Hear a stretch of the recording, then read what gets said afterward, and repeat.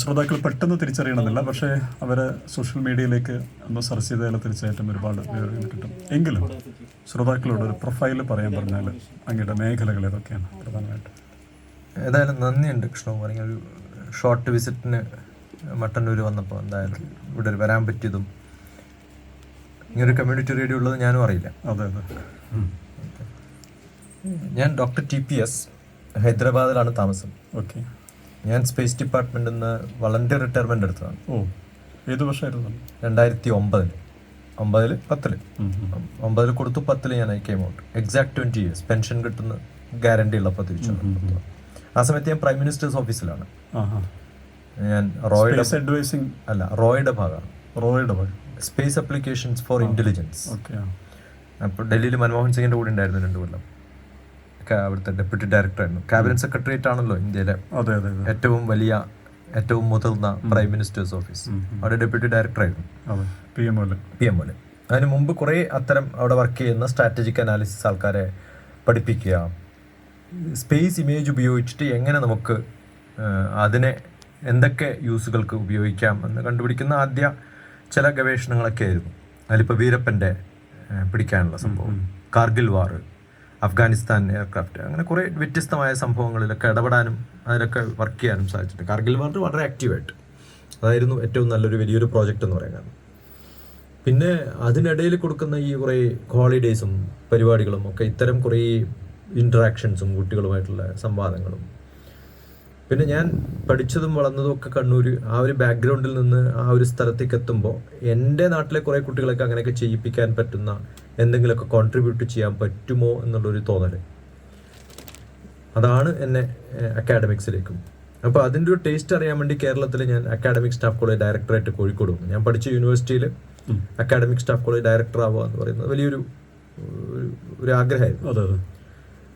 അപ്പോൾ അങ്ങനെ ഒരു 1-2 കൊല്ലം ഞാൻ അവിടെ ഉണ്ടായിരുന്നു. അപ്പോൾ അക്കാഡമിക്സിനോടുള്ള എൻ്റെ ആ പാഷനാണ് എന്നെ അവിടുന്ന് വിട്ടത്. പിന്നെ ആ ഒരു പ്രായത്തിൽ പുറത്തു വരുമ്പോൾ പിന്നെ ചെയ്യാവുന്നത് അക്കാഡമിക്സിൽ, അപ്പോൾ കുറച്ച് കാലം MBA പ്രൊഫസറായിരുന്നു, കുറച്ച് കാലം മാത്തമാറ്റിക്സ് പ്രൊഫസറായിരുന്നു, കുറച്ച് കാലം ഒരു യൂണിവേഴ്സിറ്റിയുടെ കുറേ ഡിപ്പാർട്ട്മെൻറ്റുകളിൽ ഉണ്ടായിരുന്നു. പിന്നെ എഞ്ചിനീയറിംഗ് കോളേജിൻ്റെ എക്സിക്യൂട്ടീവ് ഡയറക്ടറായിരുന്നു. അങ്ങനെ വ്യത്യസ്തമായ അക്കാഡമിക്സുമായിട്ട് ബന്ധപ്പെട്ടില്ല. ഇപ്പം ഞാൻ IGFI എന്ന് പറയുന്ന ഇന്ത്യയിലെ ഏറ്റവും വലിയ യൂണിവേഴ്സിറ്റി ക്യാൻവാസുള്ള അവരുടെ പ്രൊഫസർ ഓഫ് പ്രാക്ടീസസ് ആണ്. എന്ന് വെച്ചാൽ എനിക്ക് IGFIയിൽ ഏത് സെൻറ്ററിലും ക്ലാസ് എടുക്കാം. IGFIൻ്റെ എന്താണ്? ICFI എന്ന് പറയുന്നത് ഇന്ത്യൻ ചാർട്ടേഡ് ഫിനാൻഷ്യൽ അക്കൗണ്ട്സ്. അവരുടെ പണ്ട് നാഷണൽ കോളേജസ് എന്ന് പറഞ്ഞിട്ട് എല്ലാ ഡിസ്ട്രിക്റ്റിലും ഉണ്ടായിരുന്നു അവർക്ക്. അത് കഴിഞ്ഞപ്പോൾ അവർ യൂണിവേഴ്സിറ്റി സെറ്റപ്പിൽ വന്ന സമയത്ത് ഹൈദരാബാദിൽ MBA അഡ്മിഷൻസ് മാത്രം ഏകദേശം 1700 ആണ്. അപ്പോൾ സിക്കിം മുതൽ ഹൈദരാബാദ് വരെയുള്ള സെൻറ്ററുകളിൽ കുറേ സെൻറ്റേഴ്സ് ഉണ്ട്. അപ്പോൾ അവരെ PhDക്ക് ഗൈഡ് ചെയ്യുക, അവർക്ക് ടീച്ചേഴ്സിന് ഓറിയൻറ്റേഷൻ കൊടുക്കുക, അതൊക്കെയാണ് ഇപ്പോഴത്തെ ഒരു ആക്ടിവിറ്റി. സാറിൻ്റെ ഡീറ്റെയിൽസിലേക്ക് പോകും മുമ്പ് കേൾക്കുന്നവർക്ക് ഒരു കൗതുകമുള്ളൊരു ചോദ്യമാണ്. സ്പേസ് ടെക്നോളജിയെ വളരെ സമർത്ഥമായിട്ട് ഉപയോഗിച്ചു, പ്രത്യേകിച്ചും കാർഗിൽ വാർ, വീരപ്പൻ്റെ ഫൈൻഡിങ്. റോ എന്ന് പറയുമ്പോൾ അതിനെക്കുറിച്ച് കൂടുതൽ പറയുന്നതിന് ചില പരിമിതികളുണ്ടെന്ന് അറിയാം. ആ പരിമിതികൾക്കുള്ളിൽ വെച്ചുകൊണ്ട് എങ്ങനെയാണ് ഒരു കാർഗിൽ വാറിന് വളരെ നന്നായിട്ട് ഇടപെടാൻ സാധിച്ചെന്ന് പറഞ്ഞു.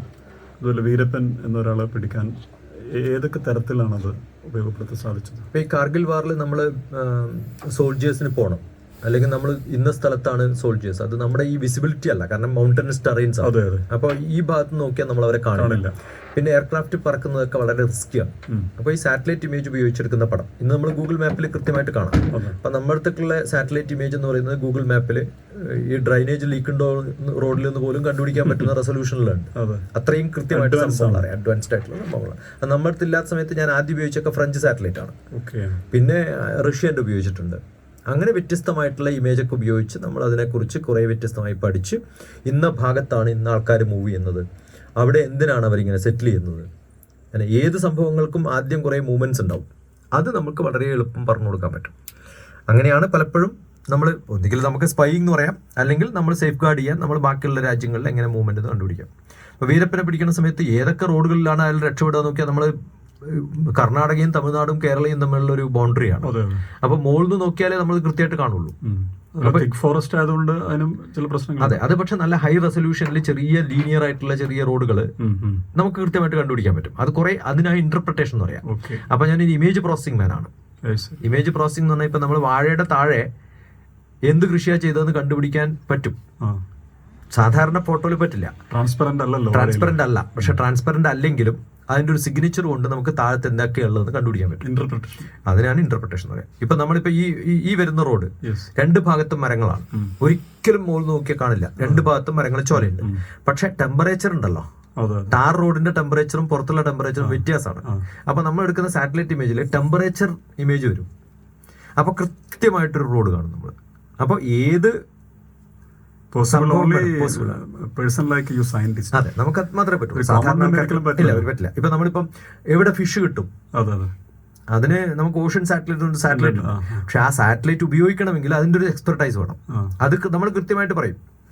തലശ്ശേരി ഇത്ര കിലോമീറ്റർ, കണ്ണൂരിൽ നിന്ന് ഇത്ര കിലോമീറ്റർ പോയാൽ അവിടെ നാളെ രാവിലെ പോയാൽ നിങ്ങൾക്ക് ഫിഷിന് കിട്ടും നമുക്ക് പറയാൻ പറ്റും. നമ്മള് ഫിഷറീസിന് നന്നായിട്ട് സാറ്റലൈറ്റ് ടെക്നോളജി. നേരത്തെ ആണെങ്കിൽ നമ്മൾ ചെമ്മീനിലൊക്കെ ചെമ്മീൻ താഴെയാണ് ഇന്റൻസിറ്റി ഓഫ് ഫിഷസ് ഉണ്ടാവുക. അവിടെ വില വീശിയാൽ അപ്പൊ എവിടെ സെറ്റിൽ ചെയ്യുമെന്ന് കൃത്യമായിട്ട് നമുക്ക് പറയാൻ പറ്റും. അത് നോക്കിയിട്ട് നമ്മൾ ഫിഷറീസ് ഡിപ്പാർട്ട്മെന്റ് സപ്പോർട്ട് ചെയ്യുന്നുണ്ട്. അങ്ങനെ കുറേ ഡിപ്പാർട്ട്മെന്റ് ജിയോളജിയിൽ ഉണ്ടാവും, പിന്നെ ലാൻഡ് സർവേയിൽ ഉണ്ടാവും, ട്രാഫിക്കിൽ ഉണ്ടാവും. അങ്ങനെ എല്ലാ സംഭവങ്ങളെയും നമുക്ക് മോണിറ്റർ ചെയ്യാൻ പറ്റും. നമ്മൾ സയൻസ് ആൻഡ് ടെക്നോളജിയിൽ ഒരുപക്ഷെ ഏറ്റവും അഡ്വാൻസ് ആയിട്ട് നമ്മുടെ രാജ്യത്തിന് അഭിമാനിക്കാവുന്ന ഒരു കാര്യം സ്പേസ് ടെക്നോളജിയാണ്. പ്രത്യേകിച്ച് നമ്മുടെ ഫോർമർ പ്രസിഡന്റ് അബ്ദുൽ കലാം, അദ്ദേഹത്തിൻ്റെ കോൺട്രിബ്യൂഷൻ വളരെ കൂടുതലാണ്. ഇപ്പോഴടുത്താണെങ്കിൽ സോമനാഥൻ സാറിൻ്റെ ആദിത്യ അല്ലേ, ചന്ദ്രയാൻ, ഇങ്ങനെ ഒരുപാട് ലോകത്തിൽ തന്നെ നമ്പർ 1, 2 ആയിക്കൊണ്ടിരിക്കുന്ന അച്ചീവ്മെന്റ് നമ്മൾ നേടിക്കൊടുക്കുകയാണ്. ഇത്തരം ഒരു വലിയ നേട്ടത്തിലേക്ക് ISRO ആണെങ്കിലും അതിൻ്റെ പ്രവർത്തനങ്ങളുമായിട്ട് നിങ്ങളുടെ പ്രവർത്തന മേഖല ബന്ധമുണ്ടായിരുന്നു? ഒരു ആദ്യം പറഞ്ഞത് അബ്ദുൽ കലാമിന്റെ പേരാണ്. അബ്ദുൽ കലാം 18 വർഷം കഴിഞ്ഞപ്പോൾ സ്പേസ് ഡിപ്പാർട്ട്മെന്റ് വിട്ട് ഡിഫൻസിൽ പോയ ആളാണ്. പക്ഷെ എന്നാലും ലോകം പറയാ സ്പേസ് സയന്റിസ്റ്റ് ആണ്. കാരണം ഇതിൽ നിന്ന് പഠിച്ച കുറെ സംഭവങ്ങളാണ് ഡിഫൻസിൽ ഉപയോഗിക്കുന്നത്. അപ്പൊ സ്പേസ് വിട്ടിട്ടും അതാണ് ബേസ്, അദ്ദേഹത്തിന്റെ ടാഗ് പോയിട്ടില്ല. ഇല്ല. അതുപോലെയാണ് ഒരു പ്രോജക്റ്റും ഒരു ചെയർമാന് ചെയ്യാൻ പറ്റുന്നതല്ല. സോമനാഥനല്ല ഇതൊന്നും ചെയ്യുന്നത്. സോമനാഥൻ ഇന്ന് നമ്മളൊരു റോക്കറ്റ് അയക്കുന്നുണ്ടെങ്കിൽ അതിന്റെ തുടക്കം 20 കൊല്ലം മുമ്പായിരിക്കും. അപ്പോൾ അതിനു മുമ്പ് UR റാവു, അതിനുശേഷം കസ്തൂരിരംഗൻ, അതിനുശേഷം മാധവൻ നായർ, അതിനുശേഷം രാധാകൃഷ്ണൻ. ഇതൊരു കണ്ടിന്യൂസ് പ്രോജക്റ്റാണ്. അപ്പോൾ ഇസ്രോയുടെ സക്സസ് എന്താണെന്ന് വെച്ചാൽ നമ്മുടെ സെക്രട്ടറി എന്ന് പറയുന്നത് സാധാരണ ഡിപ്പാർട്ട്മെന്റിൽ IAS കാരാണ്. അപ്പോൾ അവർക്ക് മുമ്പുള്ള IAS ഒരു ബാക്ക്ഗ്രൗണ്ടോ ഒന്നും ഉണ്ടാവില്ല. ഇസ്രോ എന്ന് പറയുന്ന ഒരു ഓർഗനൈസേഷൻ്റെ ഡിപ്പാർട്ട്മെന്റ് ഓഫ് സ്പേസ് എന്ന് പറയുന്ന ഒരു ഗവൺമെന്റ് ഏജൻസിയുടെ ടോപ്പിലിരിക്കുന്ന ആൾ സയന്റിസ്റ്റാണ്. അപ്പോൾ അവർക്ക് എപ്പോഴും ഫുൾ കൺട്രോൾ ഉണ്ട്. ശരിക്കും ഇതിനൊക്കെ നന്ദി പറയേണ്ടത് ശേഷനാണ്. TN ശേഷൻ സെക്രട്ടറി ആയിരുന്ന സമയത്താണ് ഡിപ്പാർട്ട്മെന്റ് ഓഫ് സ്പേസിൽ ഇങ്ങനെയുള്ള സയന്റിസ്റ്റുകളാണ് ഇതിന്റെയൊക്കെ പ്രോജക്റ്റുകൾക്ക് നമുക്ക് സാങ്ഷന് പോണ്ട, നമ്മുടെ ഫണ്ടുകളൊക്കെ നമുക്ക് തീരുമാനിക്കാം. ഈ ഗവൺമെന്റിൽ സാധാരണ ഏറ്റവും ടോപ്പിലുള്ള ആൾ ഒപ്പിട്ടാലേ സാങ്ഷൻ പറ്റുള്ളൂ. അയാൾക്ക് ബാക്കിയുള്ള കംപ്ലീറ്റ് പ്രോജക്റ്റ് ബാക്കിയുള്ളവർക്ക് വിട്ടുകൊടുക്കാം. അപ്പൊ നമ്മളൊക്കെ റെസ്പോൺസിബിൾ ആണ്. ഒരു ഡീസെൻട്രലൈസ്ഡ് വേ ആണ്. അപ്പൊ ഞാനൊക്കെ ചേർന്ന് കഴിഞ്ഞ് ഞാനൊരു പുതിയ സെന്റർ തുടങ്ങിയപ്പോൾ ആദ്യത്തെ ഡയറക്ട് റിക്രൂട്ട് സയന്റിസ്റ്റ് ഞാനാണ്. അപ്പൊ നമുക്ക് എന്താ ചെയ്യേണ്ടത് പോലും അറിയില്ല. അതുകൊണ്ട് എന്ത് പറ്റുമെന്ന് വിചാരിച്ചാൽ നമ്മൾ പുതിയ പ്രോജക്റ്റുകൾ ഉണ്ടാക്കുക. അപ്പൊ ആ സമയത്ത് എന്താണ് ലോകത്തിൽ, അതിൽ നമുക്ക് എങ്ങനെ ഉപയോഗിക്കാം, അതിനൊരു ഫണ്ടിന്റെ പ്രശ്നമില്ല, നമ്മുടെ ഡെഫിനേഷന്റെ പ്രശ്നമില്ല. അപ്പൊ റിയൽ സയന്റിസ്റ്റ് എന്ന് പറയില്ലേ, ബാക്കിയുള്ളവരൊക്കെ ഗവൺമെന്റിൽ വർക്ക് ചെയ്യുമ്പോൾ ഒരാൾ പറയുമ്പോൾ മക്കളൊരു കേട്ടിട്ടാണ്. നമ്മൾ അങ്ങനെയല്ല. നമുക്ക് കുറെ കാര്യങ്ങൾ കണ്ടുപിടിച്ച് ഇന്നൊക്കെ ചെയ്താൽ നന്നാവും എന്ന് തോന്നുമ്പോൾ ഉടനെ അത് ചെയ്യും. അങ്ങനെ പുതിയ പുതിയ കുറേ പ്രോജക്റ്റുകൾ കണ്ടുപിടിക്കാനും തുടങ്ങാനും അതിനൊക്കെ ഇനീഷ്യേറ്റ് ചെയ്യാൻ പറ്റിയതാണ് നമ്മുടെ ഒരു ഭാഗ്യം. VRS എന്തായിരുന്നു? VRSന് കാരണം എന്ന് വെച്ചാൽ ഞാൻ ക്യാബിനറ്റ് സെക്രട്ടേറിയറ്റിൽ അവിടെ എത്തിക്കഴിഞ്ഞാൽ പ്രൈം മിനിസ്റ്ററുടെ കൂടെ ഇരിക്കുമ്പോൾ ഇന്ന് ഞാൻ ഈ സംസാരിക്കുന്ന പോലെ സംസാരിക്കാൻ എനിക്ക് പറ്റില്ല. കുറേ റെസ്ട്രിക്ഷൻസ് ഉണ്ടാവും. പിന്നെ നമ്മൾ 24 hours 365 days ബിസി. എനിക്ക് സൊസൈറ്റി ആയിട്ട് 2-2.5 വർഷം അവിടെ വർക്ക് ചെയ്ത സമയത്ത് എനിക്ക് മനസ്സിലായത് ഞാൻ കമ്മ്യൂണിറ്റി ആയിട്ട് മിങ്കിൾ ചെയ്യാൻ പറ്റില്ല. കുറേ റെസ്ട്രിക്ഷൻസ് വരും. ഞാനൊരു സോഷ്യൽ ബീയിങ് ആണ്. അപ്പം എൻ്റെ ഒരു ഇൻക്ലിനേഷൻ എപ്പോഴും, ഇപ്പം നമ്മളിപ്പോൾ 70 വയസ്സ് വരെ ഞാനിരുന്ന സമയത്ത് ഡയറക്ടറായിട്ടിരുന്ന വാംചു എന്ന് പറയുന്ന ഒരാൾ 77-ാമത്തെ വയസ്സിൽ ഗോവ ഗവർണറായ ആളാണ്. അപ്പോൾ 77-ാം വയസ്സിൽ ഗോവ ഗവർണറായി 80-ാമത്തെ വയസ്സിൽ ചത്തുപോയി എന്ന് പറഞ്ഞിട്ട് ഞാൻ എൻ്റെ നാട്ടിൽ വരാൻ പറ്റില്ല, എനിക്ക് എൻ്റെ നാട് കാണാൻ പറ്റില്ല, എൻ്റെ കുടുംബം പറ്റില്ല, എനിക്ക് അവരുമായിട്ടുള്ള ഒരു ഇൻട്രാക്ഷൻ ഇല്ല. അപ്പോൾ ഞാൻ വിചാരിച്ചത് മതി, ഇതിലൊക്കെ ഇപ്പം അപ്പുറത്ത് എവിടെ എത്താനാണ്. ഒരു വ്യത്യസ്തമായ ഒരു ഒബ്സർവേഷനാണ് അങ്ങനത്. സ്പേസിൻ്റെ ഒരു വല്ലാത്തൊരു മേഖലയിൽ നിന്ന് സോഫ്റ്റ് ലോഞ്ചിങ് എർത്തിലേക്ക് വരികയാണ്. അക്കാഡമിക് മേഖലയിൽ സൊസൈറ്റിയോട് കൂറ് പുലർത്തണം, സമൂഹമായിട്ട് ബന്ധപ്പെടണമെന്നൊരാഗ്രഹം. അത് ആഗ്രഹം ഒരു പക്ഷേ സാധാരണക്കാരനെ കേൾക്കുമ്പം തീർത്തും തെറ്റായ ഒരു തീരുമാനമായിരുന്നു തോന്നിപ്പോകും. കാരണം അങ്ങനെ PM ഓഫീസിൽ റോൻ്റെ അതുപോലെ ഒരുപാട് ഉന്നത തലങ്ങളിൽ പ്രവർത്തിച്ച ഒരാൾ ജനങ്ങളെ സേവിക്കാൻ, സൊസൈറ്റിയെ സേവിക്കാൻ വേണ്ടി ഇറങ്ങി വരിക എന്ന് പറഞ്ഞാൽ അതൊരു പടിയിറക്കാണോ അങ്ങേ സംബന്ധിച്ചിടത്തോളം, അല്ലെങ്കിൽ ഒരു സ്ഥാനക്കയറ്റമായിട്ട് തോന്നി? അല്ല, ഞാനിപ്പം അവിടെ ഇരുന്ന് കഴിഞ്ഞാൽ ഇപ്പം ഏത് ഓഫീസർ ചെയ്യുന്നത് പോലെയും അല്ലെങ്കിൽ കുറച്ചും കൂടി സ്മാർട്ടായിട്ട് എനിക്ക് കുറച്ചും കൂടി കാര്യങ്ങൾ ചെയ്യാൻ പറ്റും. പക്ഷെ ഞാൻ പുറത്ത് വന്നതുകൊണ്ട് കുറേ നല്ല വിദ്യാർത്ഥികളെ ഞാൻ ടച്ച് ചെയ്തിട്ടുള്ള നമ്പർ ഓഫ് സ്റ്റുഡൻസ്, എൻ്റെ പേര് ഡോക്ടർ TP ശശികുമാർ എന്നാണ്. ഞാൻ TPS എന്നാ പറയാ, ടീച്ചേഴ്സ് പാരന്റ് സ്റ്റുഡൻസ് എന്നാണ്. അപ്പോൾ 1 മില്യണിലധികം, അത് ഇന്ത്യൻ ഓഷൻ കടന്ന് ഫിജി വരെ, ഇപ്പുറത്തെ ഭാഗത്ത് അമേരിക്ക, ലണ്ടൻ. ഇപ്പൊ കഴിഞ്ഞ പ്രാവശ്യം ഞാൻ ലാസ്റ്റ് ലണ്ടനിൽ പോയത് എൻ്റെ 200 കുട്ടികളുടെ ഗെറ്റ് ടുഗദറിനാണ്. ആ 200 കുട്ടികൾ ഇവിടുന്ന് മാസ്റ്റേഴ്സ് പഠിക്കാൻ പോകുന്ന കുട്ടികൾ അവിടെ ടീച്ചേഴ്സ് ആക്കിയിട്ട് മാറ്റാണ് ഞാൻ. അവരെ അവിടെ ട്യൂഷൻ എടുത്തിട്ട് പോക്കറ്റ് മണി ഉണ്ടാക്കുന്നുണ്ട്. അപ്പോൾ ഈ ടീച്ചിങ് എന്ന് പറയുന്നത് ഒരു വ്യത്യസ്തമായ തലത്തിൽ എത്തിക്കണം. അത് നമുക്ക് ഉണ്ടാക്കാൻ പറ്റുന്ന എക്സ്പെരിമെന്റേഷൻ. ഞാൻ 40 ബുക്ക് എഴുതിയിട്ടുണ്ട് ഇപ്പോൾ. അത് ഏർലി ചൈൽഡ്ഹുഡ് എഡ്യൂക്കേഷൻ്റെ മാത്രം 4 books, training programme for teachers. A to Z ആണ് അതിന്റെ ചാപ്റ്റർ ഹെഡിങ് അടക്കം. അംബീഷ്യസ് ബിഗിനിങ് എന്നാണ് തുടങ്ങുന്നത്, AB ബിഗിനിങ്, അങ്ങനെ Z വരെയുള്ള 26 ചാപ്റ്ററുകൾ, ഏകദേശം 800ഓളം. കോവിഡ് വലിയൊരു ഗിഫ്റ്റാണ് എനിക്ക്. കാരണം ആ സമയത്ത് എനിക്ക് ഇരുന്ന് എഴുതാൻ പറ്റി. പണ്ട് സ്വാമി വിവേകാനന്ദൻ പറഞ്ഞിട്ടുണ്ട്, നിങ്ങൾക്ക് ക്ലാസ് എടുത്ത് നടക്കാൻ പറ്റാത്തൊരു കാലം വന്നാൽ എഴുതണം എന്നാണ് പറഞ്ഞത്. അപ്പോൾ വിവേകാനന്ദന്റെ കൊട്ടേഷൻസ് ഒക്കെ അങ്ങനെയാണ്. കാരണം മിക്കവാറും ഇരുന്ന് എഴുതുമ്പോൾ ഉണ്ടാകുന്ന ഒരു പ്രചോദനം ഉണ്ടല്ലോ. നമ്മൾ കവിത എഴുതുക, അല്ലെങ്കിൽ ഇത്തരം സംഭവങ്ങൾ എഴുതുക, അങ്ങനെ വ്യത്യസ്തമായ കവിത. ഇപ്പം നമ്മളിപ്പോൾ പറയുന്നത് 21st സെഞ്ചുറി എഡ്യൂക്കേഷൻ എന്ന് കുറേ വാക്ക് കേട്ടിട്ടുണ്ടാവും. സെഞ്ചുറി എന്ന് പറഞ്ഞാൽ 100 കൊല്ലാണ്. എഡ്യൂക്കേഷൻ 100 കൊല്ലത്തേക്കുള്ളതല്ല. അതുകൊണ്ട് ഞാൻ പറയാനുള്ളത് 3rd decade of 21st century എന്നാണ്. അപ്പോൾ നിങ്ങൾ ഗൂഗിളിൽ 3-2-1 വേൾഡ് എന്ന വാക്ക് നോക്കിയാൽ ഡോക്ടർ TPS എത്തുള്ളൂ. കാരണം 3rd decade of 21st century, that is 3-2-1 world. ആ ഒരു ചിന്ത എഡ്യൂക്കേഷനെ നമുക്ക് 10 കൊല്ലത്തിൽ നമുക്ക് എങ്ങനെ മാറ്റിമറിക്കാൻ പറ്റും. ഈ ന്യൂ എഡ്യൂക്കേഷൻ പോളിസി ഒന്നും ഇംപ്ലിമെന്റ് ചെയ്യാൻ പറ്റുന്നേ ഇല്ല. കാരണം ആർക്കും അറിയില്ല എങ്ങനെ ടീച്ചേഴ്സിനെ മാറ്റണമെന്ന്. അപ്പം നമ്മൾ ടീച്ചേഴ്സിനെ മാറ്റണമെങ്കിൽ വ്യത്യസ്തമായ ഒരു ശൈലിയിൽ അവരെ മാറ്റിയെടുക്കാനുള്ള കുറേ കാര്യങ്ങൾ ചെയ്യണം.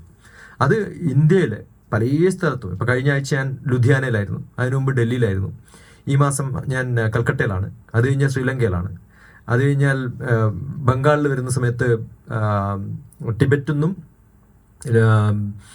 നേപ്പാളിൽ നിന്നും ബർമയിൽ നിന്നും ഒക്കെ ടീച്ചേഴ്സ് വരും പഠിക്കാൻ. അപ്പോൾ നമ്മൾ വ്യത്യസ്തമായ സംഭവങ്ങളിൽ സമൂഹത്തിനെ എങ്ങനെയൊക്കെ നമുക്ക് മാറ്റാൻ പറ്റുമോ അതിനുള്ള കുറേ സംഭവങ്ങൾ ചെയ്യുന്നുണ്ട്.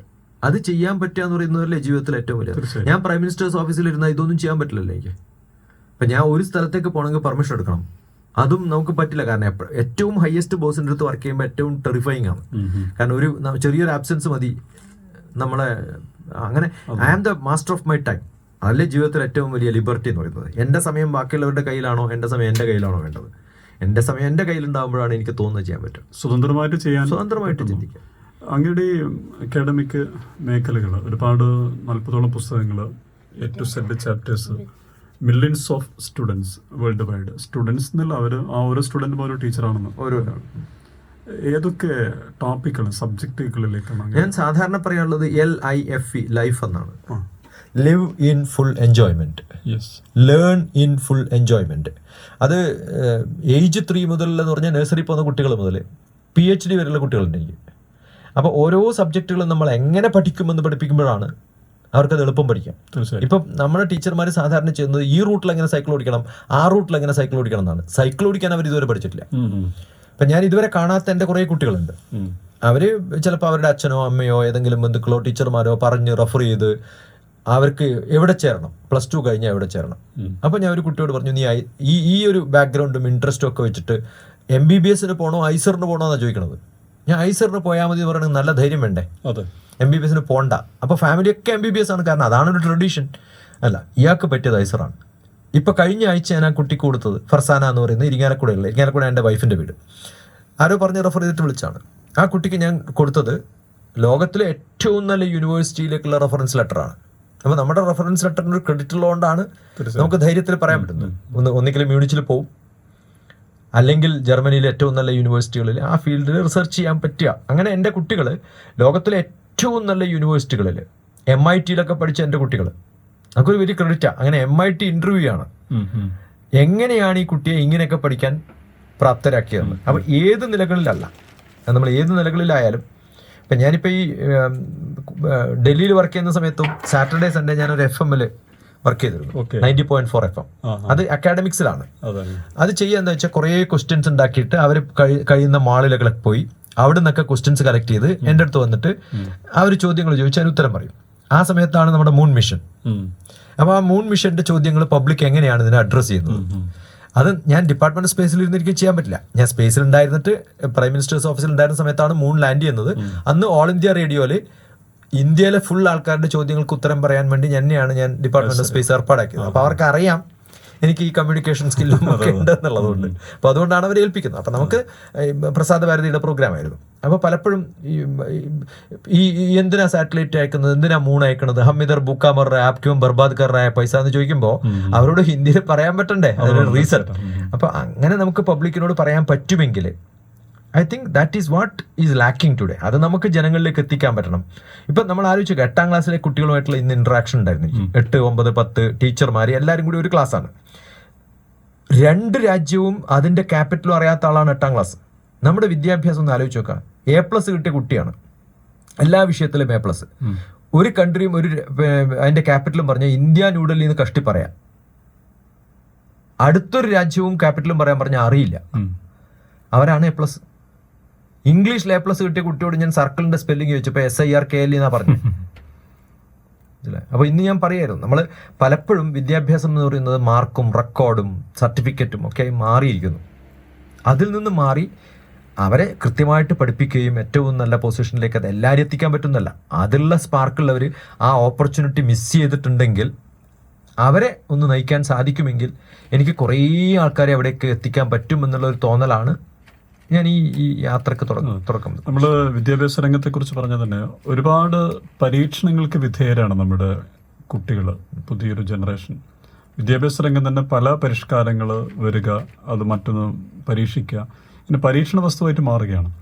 യഥാർത്ഥത്തിൽ എന്താണ് നമ്മുടെ ദേശീയ വിദ്യാഭ്യാസ നയമാണെങ്കിലും അല്ലെങ്കിൽ നമ്മുടെ സംസ്ഥാന ഗവൺമെൻറ് തുടരുന്ന വിദ്യാഭ്യാസ രീതിയാണെങ്കിലും എവിടെയാണ് ആ ഒരു പാളിച്ച വരുന്നത്? ശരിക്കും പറഞ്ഞാൽ വിദ്യാഭ്യാസത്തിൽ 1947 to till today ഒരു മാറ്റമില്ല. ഞാൻ സാധാരണ പറയാറുള്ളത് മാറ്റം വന്നിട്ടുള്ളത് ബാക്കി ലോകത്താണ്. ഇന്നും ക്ലാസ് മുറികളിൽ ബ്ലാക്ക് ബോർഡും വൈറ്റ് ചോക്കുമാണ്. അത് ചിലപ്പോൾ വൈറ്റ് ബോർഡും കളർ ചോക്കും ആയിട്ടുണ്ടാവും. അതല്ലെങ്കിൽ ഈ പറയുന്ന സംഭവങ്ങളെ പവർ പോയിന്റ് ആയിട്ട് കാണിച്ചിട്ടുണ്ടാവും. അതൊന്നും അല്ല വിദ്യാഭ്യാസത്തിലെ മാറ്റം. ഇപ്പം ഞാൻ ചോദിക്കുന്നത്, ഞാൻ കഴിഞ്ഞ ആഴ്ച ലുധിയാനയിൽ ഒരു ക്ലാസ് എടുത്തപ്പോൾ ഞാൻ ടീച്ചേഴ്സിനോട് ചോദിച്ചത്, അറിയാണ്ട് ഇങ്ങനെ പെട്ടെന്ന് ക്ലാസ് എടുക്കുമ്പോൾ വരുന്നതാണ്. പണ്ട് ബ്ലാക്ക് ബോർഡും ഉണ്ടായിരുന്ന സമയത്ത് അതിന്റെ മിനിയേച്ചറായ ഒരു ബ്ലാക്ക് സ്ലേറ്റും വൈറ്റ് പെൻസിലും ആയിരുന്നു ഞങ്ങളുടെ കയ്യിലുണ്ടായിരുന്നു. അപ്പോൾ ടീച്ചർമാർ ഉപയോഗിച്ചത് ബ്ലാക്ക് ബോർഡും വൈറ്റ് ചോക്കുമാണ്. അപ്പോൾ ഇന്ന് സ്മാർട്ട് ബോർഡ് വരുമ്പോൾ എൻ്റെ കുട്ടികളുടെ കയ്യിൽ സ്മാർട്ട് ഫോൺ അല്ലേ വേണ്ടത്? അതില്ലല്ലോ. അപ്പോൾ നമ്മൾ ചെറിയ സംഭവങ്ങൾ മാറ്റി, പക്ഷെ അതിന് ആനുപാതികമായിട്ട് കുട്ടികളിൽ മാറ്റം ഉണ്ടായിട്ടില്ല. നമ്മൾ ഞാൻ പഠിച്ചു വളർന്നിരുന്നത് മുതൽ ഇന്ന് മുതൽ ഉണ്ടായിരുന്ന ഒരു മാറ്റം എന്ന് പറഞ്ഞാൽ, ഇപ്പം നമ്മൾ CBSE സ്കൂൾസ്, ഇന്നൊരു കുട്ടിയോട് ചോദിച്ചു, ഞാൻ 7ാം ക്ലാസ് വരെ CBSE ആണ് പഠിച്ചത്. CBSEയുടെ full form central board for secondary education ആണ്. സെക്കൻഡറി എഡ്യൂക്കേഷൻ എന്ന് പറഞ്ഞാൽ 9ാം ക്ലാസ് ആണ്. എങ്ങനെയാണ് 7ാം ക്ലാസ് വരെ സെക്കൻഡറി എഡ്യൂക്കേഷൻ ആവുക? അപ്പോൾ CBSE എന്ന പേരിൽ തുറക്കുന്ന എല്ലാ സ്കൂളുകളും നഴ്സറി മുതൽ 8ാം ക്ലാസ് വരെ പബ്ലിക്കിനെ പറ്റിക്കല്ലേ? ഇത് പബ്ലിക്കായിട്ട് നമ്മൾ അനുവദിച്ചു കൊടുത്തിരിക്കുന്നു. അതെന്താ കാരണം എന്ന് ചോദിച്ചു കഴിഞ്ഞാൽ, ഇതിനൊന്നും ചോദ്യം ചോദിക്കാനോ മാറ്റാനോ ഒന്നും ആരുമില്ല. ന്യൂ എഡ്യൂക്കേഷൻ പോളിസി എന്ന് പറയുന്ന ഒരു മാറ്റവും ഇല്ല. നമ്മൾ പണ്ട് സർവേപ്പള്ളി രാധാകൃഷ്ണൻ എഴുതിയിട്ടുള്ള എഡ്യൂക്കേഷൻ പോളിസിയും ഇതും നോക്കിയാൽ, പണ്ട് യൂണിവേഴ്സിറ്റി തുടങ്ങി, അത് കഴിഞ്ഞ് കുറച്ച് കാലം കഴിഞ്ഞപ്പോൾ നമ്മൾ veterinary university separate, agriculture university separate, medical university separate, engineering അങ്ങനെയല്ല പണ്ടുണ്ടായിരുന്നത്. എല്ലാം കൂടി ഒരു ക്യാമ്പസിലാണ്. ആ കൺസെപ്റ്റിലേക്ക് തിരിച്ചു വരണം എന്നാണ് ഇന്ന് പറയുന്നത്. പണ്ട് കാലത്ത് കുറേ കുട്ടികൾ ഇടയ്ക്കിടയ്ക്ക് കൊഴിഞ്ഞു പോകും. അങ്ങനെ കൊഴിഞ്ഞു പോയിട്ട് പിന്നെ വേണമെങ്കിൽ പഠിക്കും അവർ. ഇന്നിപ്പോൾ ന്യൂ എഡ്യൂക്കേഷൻ പോളിസിയിൽ ഫ്ലെക്സിബിൾ എഡ്യൂക്കേഷൻ എന്ന് പറയുന്നത് 7ാം ക്ലാസ് കഴിഞ്ഞാൽ വേണമെങ്കിൽ നിർത്തിയിട്ട് പോയിട്ട് പിന്നെ ചേർന്നാൽ മതി എന്നാണ്. അപ്പോൾ അതേ പണ്ട് പ്രാബല്യത്തിൽ വന്ന സംഭവമാണ് തിരിച്ചു വരുന്നത്. അപ്പം പലപ്പോഴും നമ്മൾ ഈ പുതിയത് ഇപ്പം SDG സസ്റ്റൈനബിൾ ഡെവലപ്മെന്റ് ഗോൾസ് വളരെ ഫേമസ് ആയിട്ട് വന്നിട്ടുണ്ട്. UNDP എന്ന് പറഞ്ഞ് തുടങ്ങിയ യുണൈറ്റഡ് നേഷൻസിന്റെ പരിപാടിയുടെ പുതിയ പേരാണ് SDG.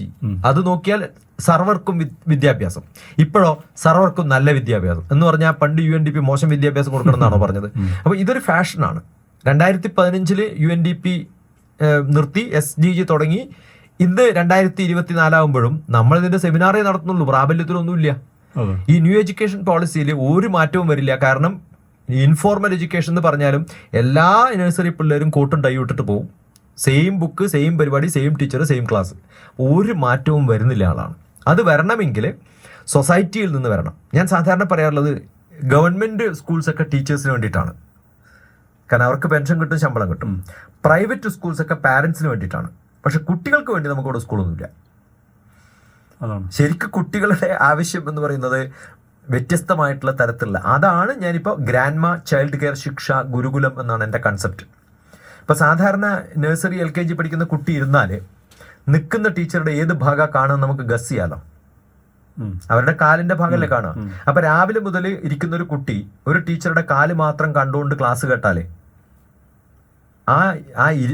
നമ്മൾ സാധാരണ എഡ്യൂക്കേഷൻ ടെക്നോളജി പറയാം. എൻ്റെ ഒരു ബുക്ക് ഉണ്ട്, അഡാപ്റ്റീവ് ലേണിംഗ് എന്ന് പറഞ്ഞിട്ട്, എഡ്യൂക്കേഷനിലുള്ള ഒരു ബുക്കാണ്. ഞാൻ director academic staff college Kozhikode university ഉള്ള സമയത്ത് ഞാനും അവിടുത്തെ ഒരു നസീമ എന്ന് പറയുന്ന എഡ്യൂക്കേഷൻ്റെ ഹെഡും കൂടി എഴുതുന്ന ബുക്കാണ്. അപ്പോൾ നമ്മൾ എഴുതുന്ന ബുക്കിൽ പറയുന്നത് അഡാപ്റ്റീവ് ആവണം, നമ്മുടെ ക്ലാസ് റൂം അഡാപ്റ്റീവ് ആവണം. ഞാൻ ഗ്രാൻഡ്മ എന്നുള്ള കൺസെപ്റ്റിൽ ഏതെങ്കിലും അമ്മൂമ്മമാര് കുട്ടികളോട് കഥ പറയുമ്പം അമ്മൂമ്മ നിന്നിട്ട് കുട്ടികൾ ഇരിക്കുമോ? ഇല്ലല്ല, അമ്മൂമ്മ ഇരുന്ന് കുട്ടികൾ നിൽക്കുക ചെയ്യുക. അപ്പം ഞാൻ പറയുന്നത് ചെറിയ കാര്യങ്ങൾ, പക്ഷെ ഈ ചെറിയ കാര്യം ഉണ്ടല്ലോ, ഉണ്ടാക്കാവുന്ന മാറ്റം എന്ന് പറഞ്ഞാൽ വളരെ വലിയ മാറ്റമാണ്. അപ്പം എൻ്റെ ഗ്രാൻഡ്മ ചൈൽഡ് കെയർ ശിക്ഷാ ഗുരുകുലം, GCCSG, ഡോക്ടർ TPS ശിക്ഷാ ഗുരുകുലം നോക്കിയാൽ നിങ്ങൾക്ക് കാണാം ഇങ്ങനെ കുറേ ഡിസ്കഷൻസ്. ഇത് ഇംപ്ലിമെന്റ് ചെയ്യാൻ ബുദ്ധിമുട്ടാണ്, കാരണം ഞാൻ ഒരു ഗവൺമെന്റ് പോളിസി അല്ല, ഞാൻ ഒരു NGO അല്ല. എൻ്റെ ഒരു ഇൻഡിവിജ്വൽ പല കോണ്ടാക്റ്റുകളും ഉപയോഗിച്ച് അവിടെ ഇവിടെയൊക്കെ, ഇപ്പം മട്ടന്നൂർ വന്നത് അതിന് വേണ്ടിയിട്ടാണ്.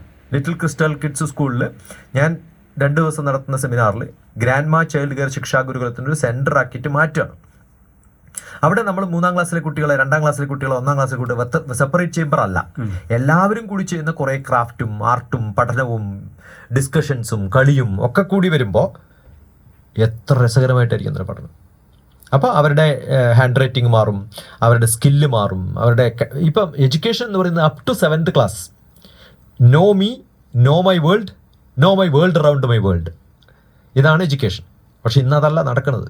ഇപ്പോൾ ഓക്ക് ട്രീ എന്നൊരു വാക്ക് നമ്മൾ കേട്ടിട്ടുണ്ടാവും, നമ്മൾ ആരും കണ്ടിട്ടില്ല ഓക്ക് ട്രീ. എന്നാൽ കശുവണ്ടി എന്ന് പറയുന്ന ഒരു മാവിന്റെ പടം ഇതിനകത്തില്ലല്ലോ, കാരണം ഇപ്പോഴും നമ്മൾ പഴയ ബ്രിട്ടീഷിന്റെ ബുക്ക് കോപ്പി ചെയ്തിട്ടാണ് പഠിപ്പിക്കണം. Twinkle twinkle little star. ഞാൻ ലണ്ടൻ ബ്രിഡ്ജ് എവിടെയാന്ന് ചോദിച്ചാൽ നഴ്സറി ടീച്ചറിൽ ഒരു ടീച്ചർ ഇതുവരെ എനിക്ക് ഉത്തരം പറഞ്ഞില്ല. എവിടെയാ ലണ്ടൻ ബ്രിഡ്ജ്? കൃഷ്ണകുമാറിന് അറിയോ? നമ്മുടെ നാട്ടിലല്ലേ ലണ്ടൻ ബ്രിഡ്ജ്? ലണ്ടനിലല്ല, അല്ല, ലണ്ടൻ ബ്രിഡ്ജ് പൊളിഞ്ഞു. London Bridge is falling down എന്നാണ്. ആ ഫാളിംഗ് ഡൗൺ കഴിഞ്ഞ് 200 കൊല്ലമായിട്ട് ഫാളിംഗ് ഡൗൺ അല്ലല്ലോ. ആ കവി എഴുതുന്ന സമയത്ത് ഫാളിംഗ് ഡൗൺ ആയ ലണ്ടൻ ബ്രിഡ്ജ് എപ്പോഴേ വീണിട്ടുണ്ടാവും. അത് വീഴുന്നതിന് മുമ്പ് അരിസോണയിലേക്ക് മാറ്റിയ അമേരിക്കക്കാർ. അപ്പൊ ഇന്ന് ലണ്ടൻ ബ്രിഡ്ജ് അമേരിക്കയിലാണ്. ഈ പഠിപ്പിക്കുന്ന ടീച്ചർക്ക് വിവരമില്ല, അവർക്ക് അറിയില്ല, ഇത് അവരിതുവരെ ചോദിച്ചിട്ടില്ല. അപ്പൊ ശരിക്കും വിദ്യാഭ്യാസത്തിൽ നമുക്ക് വേണ്ടത് കുട്ടികളോട് ചോദ്യം ചോദിക്കാനുള്ള കഴിവുണ്ടാക്കി എടുക്കുകയാണ്. ഇപ്പം ഞാൻ കുറേ സ്കൂൾസിൽ ലോകത്തിൽ പല ഭാഗത്തും ക്ലാസ് എടുക്കാൻ പറ്റുന്നത്. അമേരിക്കയിലൊക്കെ പോയി കഴിഞ്ഞാൽ നല്ല ചോദ്യങ്ങൾ വരും, ബ്രിട്ടനിൽ പോയാൽ ചോദ്യം വരും, ഫിജിയിൽ പോയാലും ചോദ്യം വരും. പാകിസ്ഥാനിലെ കുറേ ആൾക്കാർ എന്നെ ഇന്റർവ്യൂ എന്ന് കാണാം. പാകിസ്ഥാൻ ഡോക്ടർ TPS നടിച്ചാൽ എന്നെ ഇന്റർവ്യൂ കഴിഞ്ഞ ആഴ്ച ഉണ്ടായിരുന്നു. അവിടെ ജനങ്ങൾക്ക് ഇന്റർവ്യൂ ചെയ്യാൻ താല്പര്യമുണ്ട്. ഇവിടുത്തെ ഒരു കുട്ടികളും ഒരു ചോദ്യം ചോദിക്കാനുണ്ടോ എന്ന് ചോദിച്ചാൽ ഇല്ല അവർക്ക്. കാരണം നമ്മൾ ടീച്ചേഴ്സ് അവരെ പഠിപ്പിക്കുന്നത് കീപ് ക്വയറ്റ് എന്നാണ്. അതാണ് ചോദിക്കാനുള്ളത്. നമ്മളിപ്പോൾ ഒരു സിസ്റ്റത്തെ കുറിച്ച് പറഞ്ഞു. നമ്മുടെ ഇന്ത്യയിൽ മറ്റ് ഒരുപാട് രാജ്യങ്ങളിൽ അങ്ങേക്ക് പ്രവൃത്തി പരിചയമുണ്ട്, അനുഭവ പരിചയമുണ്ട്. കമ്പയറിങ് ടു നമ്മുടെ രാജ്യത്തിൻ്റെ ഈ കുട്ടികളുടെ ഒരു കൺസെപ്റ്റ് എന്താണ്, അവരൊരു അംബീഷനും അവർ പഠിക്കാനുള്ളൊരു താല്പര്യം, എങ്ങനെയാണ് അങ്ങയുടെ ഒരു അനുഭവം? നമ്മുടെ ഏറ്റവും വലിയൊരു ഗുണം എന്താ വെച്ചാൽ നല്ല ബുദ്ധിയുള്ളവരാണ് കുറേ പേര്. കമ്മ്യൂണിക്കേഷൻ സ്കിൽ കുറവാണ് സൗത്ത് ഇന്ത്യയിൽ. നോർത്ത് ഇന്ത്യയിൽ നല്ല കമ്മ്യൂണിക്കേഷൻ സ്കിൽ ഉണ്ട്, അവർക്ക് സയൻറ്റിഫിക് ആയിട്ടുള്ള ടെമ്പർ കുറവാണ്. ഒരു ബേസിക് ഗ്യാപ്പാണത് നമ്മൾ സാധാരണ കാണുമ്പോൾ. ഇപ്പം അവർക്ക് നല്ലപോലെ ലാംഗ്വേജ് പറയാൻ പറ്റും. നമ്മുടെ സംഭവം എന്താണെന്ന് വെച്ചാൽ നമുക്ക് പലപ്പോഴും ലാംഗ്വേജ് അറിയില്ല. പക്ഷേ സയൻസിലും മാത്സിലും ഒക്കെ വേണമെങ്കിൽ, ഇപ്പം ഞാൻ ആന്ധ്രയിലാണ്, ഹൈദരാബാദിലാണ് സ്ഥിരമായിട്ട് താമസിക്കുന്നത്, തെലങ്കാനയിലാണ്. ഏറ്റവും കൂടുതൽ മാത്സ് പഠിക്കാൻ കേപ്പബിൾ ആയിട്ടുള്ള കുട്ടികൾ ആരാന്ന് ചോദിച്ചാൽ ആന്ധ്ര, തെലങ്കാന ഒക്കെയാണ്. ആ കുട്ടികൾ മിക്കവാറും അവരുടെ ഇന്നത്തെ എംബിഷൻ എന്ന് പറയുന്നത് അമേരിക്കയിൽ സെറ്റ് ചെയ്യാനുള്ളതാണ്. കേരളത്തിൽ നിന്ന് എനിക്ക് പറ്റുന്നത് പലപ്പോഴും ഡിസ്കസ് ചെയ്തിട്ടുള്ള സംഭവമാണ്. കേരളത്തിൽ നിന്ന് സംഭവിക്കാൻ പറ്റുന്നത് മേ ബി അനദർ 30-40 ഇയേഴ്സ്, ഒരു 30-40 വർഷം കഴിയുമ്പോൾ കേരളത്തിലെ ഒരു 50% of the houses will become abandoned എന്നാണ്. I'm not talking about വളരെ ഇന്റീരിയർ ആയിട്ടുള്ള അത്തരം വില്ലേജുകളിലല്ല, ജനറൽ ആയിട്ടുള്ള ഇപ്പം എന്നെ സംബന്ധിച്ചിടത്തോളം ഞാനും ടി പി രവിയും ഒക്കെയുള്ള കസിൻസ് ഉള്ള സമയത്ത് എൻ്റെ എല്ലാ അമ്മയുടെ ചേച്ചി അനിയത്തിമാരുടെ ഒക്കെ മക്കൾ ഫാമിലി ആയിട്ടല്ലേ? അല്ല, ആ ഒരു കൺസെപ്റ്റ് എല്ലാവരും നമ്മൾ അന്യോന്യം ഉണ്ടായിരുന്നതാണ്. അതിൽ ഒരാൾ മാത്രമേ അമേരിക്കയിൽ ഉണ്ടായിരുള്ളൂ. ഇന്ന് ഈ കസിൻ ബ്രദേഴ്സിന്റെ ഒക്കെ മക്കളെ നോക്കിയാൽ ആകെ 1-2 പേരേ ഉള്ളൂ. ബാക്കി എല്ലാവരും അമേരിക്കയിലും ലണ്ടനിലും ഫ്രാൻസിലും ജർമ്മനിയിലും ഓരോ സ്ഥലത്താണ്. അപ്പോൾ ഈ ജനറേഷൻസിന് ഇന്ത്യയോടുള്ള ഒരു മമത കുറഞ്ഞു. അതിന് ബേസിക് ആയിട്ടുള്ള കാര്യം, ബേസിക്കലി നമുക്ക് നല്ലൊരു ഇൻഫ്രാസ്ട്രക്ചർ ഇല്ല, നല്ലൊരു അക്കാഡമിക് ഇൻസ്റ്റിറ്റ്യൂഷൻ. ഇപ്പൊ പലരും ഗൾഫിൽ നിന്ന്, ഞാൻ ഗൾഫിൽ ഏറ്റവും കൂടുതൽ ക്ലാസ് എടുത്തിട്ടുള്ള ഒരു ഇന്ത്യക്കാരൻ ഞാനായിരിക്കും. എല്ലാ പ്രിൻസിപ്പൽമാരും എൻ്റെ സ്റ്റുഡൻസ് ആണ്. കുവൈത്തിലൊക്കെ ഓരോ സ്കൂൾസിൽ പോകുമ്പോൾ ടീച്ചേഴ്സ് ട്രെയിനിങ് നടക്കുമ്പോൾ ഓരോ സ്കൂളിനും ഓരോ ദിവസം ഹോളിഡേ ആണ്. അങ്ങനെ കുവൈത്തിൽ 17 ദിവസം ഹോളിഡേ കൊടുത്ത ഏതാ ടീച്ചർ ഞാനായിരിക്കും. കാരണം ഒരു സ്കൂളിൽ പോകുമ്പോൾ അവിടെ ഹോളിഡേ ആണ്. അവിടുത്തെ ടീച്ചേഴ്സിനാണ് ട്രെയിൻ ചെയ്തത്. അവരൊക്കെ എന്നോട് ചോദിക്കും, കേരളത്തിൽ നിന്നുള്ളവരാണ് മിക്കവാറും ആൾക്കാരെന്ന് വിചാരിക്കാം. അപ്പോൾ അവർ ചോദിച്ചാൽ എവിടെ പഠിക്കാൻ പോകണമെന്ന് വെച്ചാൽ എനിക്ക് ഒരു ഇൻസ്റ്റിറ്റ്യൂഷൻ കേരളത്തിൽ കാണിച്ചു കൊടുക്കാനില്ല. അതാണ് നമ്മുടെ സ്ഥിതി. അപ്പം നമുക്ക് ഒരു സെന്റർ ഓഫ് എക്സലൻസ് ഇല്ല, ഹയർ എഡ്യൂക്കേഷൻ സെന്റർ എന്ന് പറയുന്നത് ഇല്ല. ഇത് പലപ്പോഴും ഇല്ലാതിരിക്കാൻ കാരണം the quality of teachers have become very bad. ഒരു ടീച്ചേഴ്സിനും വ്യക്തമായിട്ട് ഒബ്ജക്റ്റീവ് ആൻഡ് സ്കോപ്പ് എന്ന് പറഞ്ഞൊരു പരിപാടിയുണ്ട്. നമ്മളിപ്പോൾ ഈ ഡിസ്കഷൻ നടത്തുന്ന സമയത്ത് ഞാൻ ആദ്യം ചോദിച്ചത് എന്താണ് ഫോക്കസ്, ഒബ്ജക്റ്റീവ് എന്താണ്, സ്കോപ്പ് എന്താണെന്ന് അറിയണം. ആ ഒബ്ജക്റ്റീവും സ്കോപ്പും ഇല്ലാതെ പഠിക്കാൻ തുടങ്ങിയാൽ അവരെവിടെ എത്തില്ല. എബ്രോഡിലൊക്കെ SOP എന്ന് എഴുതണം, സ്റ്റേറ്റ്മെന്റ് ഓഫ് പർപ്പസ്. ഞാൻ എന്തിനാണ് പഠിക്കുന്നത്, എന്തിനാണ് അവിടെ പഠിക്കുന്നത്, ഇത് രണ്ടും കൃത്യമായിട്ട് എഴുതി അഡ്മിഷൻ കിട്ടും. അത് നമ്മുടെ ഒരു വിദ്യാഭ്യാസത്തിനും ഇല്ല എന്നുള്ളതാണ്. നമ്മൾ കുറേ കോഴ്സ് തുടങ്ങും, അത് പഠിപ്പിക്കുന്ന ആൾക്കാർക്കും ആ കോഴ്സിനെ കുറിച്ച് വലിയ വിവരം ഉണ്ടാവില്ല. അതുകൊണ്ട് വിദ്യാഭ്യാസത്തിൽ ഒന്ന് നാഷണൽ, ഒന്ന് സ്റ്റേറ്റ്, ഇവർ തമ്മിലുള്ള അടിപിടി ലഹള, നമ്മൾ സംഭവങ്ങൾ മാറ്റിക്കൊണ്ടേയിരിക്കും. ഞാനിപ്പം ഏതെങ്കിലും മലയാളം മീഡിയത്തിൽ പോയിട്ട്, ഞാൻ മലയാളം മീഡിയത്തിലാണ് പഠിച്ചത് മാത്തമാറ്റിക്സ്, പക്ഷേ ആ മലയാളം മീഡിയത്തിൽ പോയിട്ട് ഞാൻ പഠിച്ച മാത്തമാറ്റിക്സ് ടെക്സ്റ്റ് ബുക്ക് ചോദിച്ചാൽ എനിക്ക് വായിക്കാൻ മനസ്സിലാവില്ല. കാരണം വിസ്തീർണം മാറി പരപ്പളവാണ്. എനിക്കറിയില്ല ഇതുകൊണ്ടാണോ വിദ്യാഭ്യാസത്തിൽ റവല്യൂഷൻ ഉണ്ടാക്കേണ്ടതെന്ന്. അപ്പോൾ ഓരോരാളും വരുമ്പോൾ ഓരോ മാറ്റങ്ങൾ വരുത്തും. അത് നമ്മൾ പ്രതീക്ഷയൊക്കെ വകയുണ്ടോ നമ്മുടെ നാട്ടിലെ? അല്ല, നമ്മളിപ്പോൾ എവിടെ നോക്കിയാലും കുറേ കുട്ടികളൊന്നും കണ്ടില്ലെങ്കിലും ഇന്നിപ്പോൾ ഒരു 40 കുട്ടികളുണ്ടെങ്കിൽ ഒരു 4 കുട്ടികൾ എൻ്റെ കുട്ടികളായിട്ട് മാറും. അപ്പോൾ അവരെ നമുക്ക് മെൻറ്റർ ചെയ്യാൻ പറ്റും, അവരെ നാളെ ഇവിടെ കൊണ്ടുപോകണമെന്ന് പറയാൻ പറ്റും. ഇത് കുറച്ച് അത്യാവശ്യമാണ്. ഒന്ന് ഡിസിപ്ലിൻ, ഒന്ന് അങ്ങനെ കുറേ സംഭവങ്ങളുണ്ട്. അത് തീരെ ഇല്ലാത്തൊരു സ്ഥലമായിട്ട് മാറിയിട്ടുണ്ട്. ഇപ്പോൾ ഹൈദരാബാദിലൊക്കെ ആണെങ്കിൽ നമുക്ക് വളരെ എളുപ്പമാണ് കുട്ടികളെ പഠിപ്പിക്കാൻ. കാരണം അവർക്കൊരു എംബിഷൻ ഉണ്ട്, അവർ വളരെ ഡിസിപ്ലിൻഡ് ആണ്, അവർക്കൊരു ബഹുമാനമുണ്ട്, അവർ നമുക്ക് തരുന്ന ഒരു ഫോക്കസ് ഉണ്ടല്ലോ. നമ്മൾ ഒരു ഡ്രാഗിങ് അറ്റൻഷൻ എന്നൊരു പരിപാടി ഉണ്ട്, നാനേസ് principle. Unless the teacher can drag attention you cannot. അപ്പോൾ ആ ഡ്രാഗിങ് അറ്റൻഷൻ എന്ന് പറയുന്നത് നമ്മുടെ ഒരു ഡിസിപ്ലിൻ്റെ ഭാഗമാണ്. അപ്പോൾ നമ്മുടെ ഇവിടെ സൊസൈറ്റിക്ക് ഡിസിപ്ലിൻ ഇല്ല പലപ്പോഴും. അപ്പോൾ അത് മാറണം എന്ന് പറഞ്ഞാൽ കുറ്റപ്പെടുത്താനല്ല പറയുന്നത്, അത് ഇമ്പ്രൂവ് ചെയ്യാനുള്ള കുറേ എഫേർട്ട് ഉണ്ട് അതിനകത്ത്. അത്ര എളുപ്പമല്ല. നമ്മളൊരു ഏറ്റവും അധികം നേരത്തെ സൂചിപ്പിച്ചതുപോലെ റെവല്യൂഷൻസും ഒക്കെ വന്നുകൊണ്ടിരിക്കുന്ന ചേഞ്ചുകളൊക്കെ വന്നുകൊണ്ടിരിക്കുന്ന ഒരു മേഖല എഡ്യൂക്കേഷനാണ്. അപ്പം അങ്ങ് ഇന്ത്യയിൽ, വിദേശ രാജ്യങ്ങളുണ്ട്, ഇന്ത്യയിൽ ഒരുപാട് സ്റ്റേറ്റിൽ, കേരളത്തിൽ ഉൾപ്പെടെ, ഇന്ന് മട്ടന്നൂർ ഉൾപ്പെടെയുള്ള കുട്ടികളെ, നമ്മളിവിടെ പഠിച്ചുകൊണ്ടിരിക്കുന്ന കുട്ടികളെ കാണുകയും അവരുമായിട്ട് ഇൻട്രാക്ട് ചെയ്യും, ഒരു മെൻറ്ററിങ് നടത്തുകയൊക്കെ ചെയ്യുന്നുണ്ട്. അപ്പോൾ അവരുടെ ഒരു IQ ലെവൽ, അല്ലെങ്കിൽ അവരുടെ ഒരു വേൾഡിനെ കുറിച്ചുള്ള ഒരു കൺസെപ്റ്റ്, അവരുടെ കരിയറിനെ കുറിച്ചുള്ള കൺസെപ്റ്റ് എന്താണ്? അതായത് കമ്പയറിങ് ടു അതർ നേഷൻസ്, അങ്ങ് പറഞ്ഞു കുറച്ചും കൂടി ഇൻ്റലക്ച്വൽ സൈഡ് കുറച്ച് കൂടുതലാണ്, നമ്മൾ ബുദ്ധിയുള്ളവരാണെന്നൊക്കെ പറഞ്ഞു. ഒരുപക്ഷെ വിദേശ രാജ്യങ്ങളിലേക്കാൾ കൂടുതലായിട്ട് ഇവിടെ കിട്ടുന്നില്ല എന്നതൊരു ബോധ്യം കൊണ്ടായിരിക്കുമല്ലോ അവരെ പുറത്തേക്ക് പലപ്പോഴും ആഗ്രഹിക്കുന്നത്. നമുക്കെന്തായാലും നമ്മുടെ നാടാണ്, നമ്മുടെ രീതികൾ തിരുത്തിയേ പറ്റുള്ളൂ. എന്ത് ചികിത്സയാണ് നമുക്കിതിന് പറ്റുക? ഒന്ന്, ഈ അക്കാഡമിക്കലി ഇപ്പം നമ്മളിപ്പം 12ാം ക്ലാസ് കഴിഞ്ഞ് കുട്ടിയോട് ചോദിച്ചാൽ ഏറ്റവും കൂടുതൽ കുട്ടികൾ വരുന്നത് റിപ്പീറ്റാണ്. എനിക്കറിയില്ല, നെറ്റ്ഫ്ലിക്സിലെ ക്രാഷ് കോഴ്സും കോട്ട ഫാക്ടറിയും, തെലുങ്കിലൊരു സിനിമയുണ്ട് പ്രഷർ കുക്കർ എന്നൊക്കെ പറഞ്ഞിട്ട്, എങ്ങനെയെങ്കിലും പാരൻസിന് ഇവരെ ബിടെക്കിന് ചേർക്കുക, അല്ലെങ്കിൽ MBBSന് ചേർക്കുക. അത് കഴിഞ്ഞൊരു ലോകമില്ലല്ലോ. ശരിക്കും കുറേ റിസർച്ച് നടത്തുന്ന കുറേ നല്ല നല്ല ഇൻസ്റ്റിറ്റ്യൂഷൻസ് ഉണ്ട്. മാക്സ് പ്ലാങ്ക് ഇൻസ്റ്റിറ്റ്യൂട്ടിൽ 38 നോബൽ സമ്മാനം കിട്ടിയിട്ടുള്ള സെൻ്ററാണ്. ഞാൻ ഒരു ഫിസിക്സ് സ്റ്റുഡൻറ്റിനെ കണ്ടിട്ടില്ല എനിക്ക് മാക്സ് പ്ലാങ്കിൽ പോകാനാണ് ആഗ്രഹം എന്ന് പറയുന്നത്. അത് MSc ലെവലിൽ പോലും കണ്ടിട്ടില്ല. നമ്പർ 1. നമ്പർ 2, നമ്മളിപ്പോൾ ഒരു കുട്ടിയെ സിനിമ ഇഷ്ടമാണെന്ന് ചോദിച്ചാൽ ഉടനെ ചോദിക്കും അമിതാഭ് ബച്ചനെ അറിയോ, അല്ലെങ്കിൽ അറ്റ്ലീസ്റ്റ് കേരളത്തിലാണെങ്കിൽ 4 സിനിമാ നടന്മാരുടെയോ സംവിധായകരുടെയോ പേര് ചോദിക്കാം. ഒരു കുട്ടി ഫിസിക്സ് ഇഷ്ടമാണെന്ന് പറഞ്ഞാൽ നമ്മൾ 4 സയൻറ്റിസ്റ്റുകളുടെ പേര് പറഞ്ഞാൽ അവർക്ക് പറയാൻ പറ്റും തോന്നുന്നുണ്ട് നമുക്ക്? അപ്പോൾ നമ്മുടെ ഇഷ്ടം എന്ന് പറഞ്ഞാൽ എന്താണ്? ആ ടീച്ചറെ ഇഷ്ടമാണ്, ആ ചോദ്യങ്ങൾക്ക് ഉത്തരം പറയാൻ പറ്റുന്നതല്ല ഇഷ്ടം. അവർക്ക് ഇതിനെക്കുറിച്ച് കുറച്ചും കൂടി പഠിക്കാനുള്ളൊരു താല്പര്യം ഉണ്ടാകും. അതിനുള്ളൊരു വേദി ഇന്ന് നമ്മുടെ സ്കൂൾസിലില്ല. വളരെ പ്രഷറൈസ്ഡ് ആയിട്ട് പോകുന്നത് കൊണ്ട് ഇപ്പം ഞാൻ ഇന്ന് പറഞ്ഞൊരു സംഭവമാണ്, ഞാനൊക്കെ പഠിക്കുമ്പോൾ സാഹിത്യ സമാജം ഉണ്ടായിരുന്നു, കുറേ അറ്റ്ലീസ്റ്റ് കുറേ റിലാക്സ്ഡ് ആയിട്ടുള്ള കുറേ ആക്ടിവിറ്റികളുണ്ട്. ഇന്ന് അതുപോലും ഇല്ല സ്കൂളിൽ. ഇതൊരു കാട്ടിക്കൂട്ടലാണ്. വളരെ തിരക്ക് പിടിച്ച് കുറേ ഇത്രയൊന്നും ബുദ്ധിമുട്ടി പഠിപ്പിക്കാനുള്ള വിഷയമൊന്നുമില്ല. ഒരു സിലബസ് തീർക്കുക എന്നുള്ള സബ്ജക്റ്റ് വലിയ ബുദ്ധിമുട്ടൊന്നുമല്ല.